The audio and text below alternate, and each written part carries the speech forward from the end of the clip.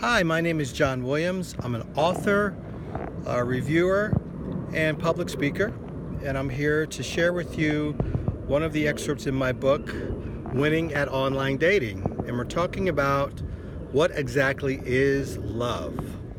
Many would say, oh, love is a feeling, it's an emotion, and that's probably the byproduct or end state. But love is actually a verb. It's something we do. It's a doing word. We can actually love someone who doesn't necessarily love us back. That's not the ideal, of course, but it can be done. And why is that important? Because as you know, as you're looking for someone to date online, to build a relationship, to get engaged and eventually married, it's important to know that we're two different people. You and your partner will be two different people, and you grow at different rates, you experience different things, and there just might be times that they may not be very loving, that they may be going through something and it's very difficult for them to be loving towards you. What do? Well, you continue to love them. You continue to do things that are loving toward them. The laws of sowing and reaping still are in effect, right? Whatsoever a man sows, that shall he also reap. And eventually, as they grow through it and come through it, they're going to appreciate the fact that you love them, even though they wasn't very loving toward you. Very important, because that's, life has its ups and downs. We all know this. And being loving, knowing what love is for sure, will help you get through those tough times. It's one of my questions that I ask anybody that I chat with online concerning dating is, what's love to you? What do you believe love is? And most times I get the answers, oh, it's a feeling, it's a this, and I want to, it's not a deal breaker per se, but it just lets me know that they may not be completely knowledgeable or wise as to what love really is. And that's important, because if you're going to partner with someone for life, for 30, 40 years, they really should know what love is. John 3:16, the creator of love and marriage, gave his only begotten son. That was his act of love. He gave his son for us. And it says clearly, for God so loved the world that he gave his one and only son, that whosoever believes in him shall not perish, but have everlasting life. That was a very big example of what love is from God to us. And notice that he didn't just give the minimum, he gave in excess. So how much more would we or should we give to our partners in excess?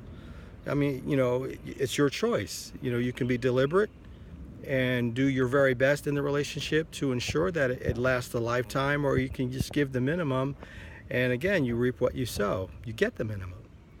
I prefer to give my very best, to give more rather than less. There's a wonderful book, it's called The Art of Loving by Mr. Erich Fromm. And his thoughts are, loving another person is comparable to learning to play an instrument at a high level, or perhaps learning to dance at a high level, right? I mean, you don't just pick up a guitar and start playing like, Al Di Meola or Lee Ritenour. It doesn't happen in a day. They practice for years and years and years and hone their craft and spend a lot of time with it. They were deliberate about the time they put into it to play at the level that they play. Or Misty Copeland, the renowned ballerina, she practiced for years before she ever danced with any of the wonderful dance ballets in the world. Likewise, if we're going to love at the level that we need to love our mates, love our partners, we have to understand that love is something that we should be practicing every day. We should be doing loving things to our partner every day, saying loving things to our partner every day, being mindful of our partner every day, thinking about their needs rather than primarily our own every day. So what does love mean to you? Have you ever thought about it? Have you ever asked the question? Maybe you're dating someone right now. Ask them, hey, what's love to you? It's likely they won't say it's a verb. They'll likely say, oh, it's an emotion. But I would recommend that you read books concerning what love actually is. Educate yourself, understand fully before you get into a relationship, before you commit to a long-term relationship like a marriage, because if you're not really clear on that, you're going to run into trouble. And usually that trouble happens when things don't go as planned or go as expected, or things completely. Sometimes we have issues where we can't love another person for whatever reason. Maybe we're medically infirmed somehow or whatever, and there's a lot of emotion going out but not much coming back. Well, I mean, things change, but that person still, if you committed to them, they still need your love, right? So other than that, for me, I really believe that my next partner, whoever that may be, will be a person that I will gladly practice love being a doing word every single day, from the time I get up in the morning to the time I go to sleep at night. Whether it's just a loving text throughout her day saying, hey hon, I'm thinking of you, or cooking her breakfast, or doing something great on the weekend, or just being patient. I know some guys, your spouse or wants to go shopping, she wants to go to the mall, and she wants to try on this and that, and you guys are completely impatient. No, we just read, right? Love is patient. Or did we? Maybe we didn't.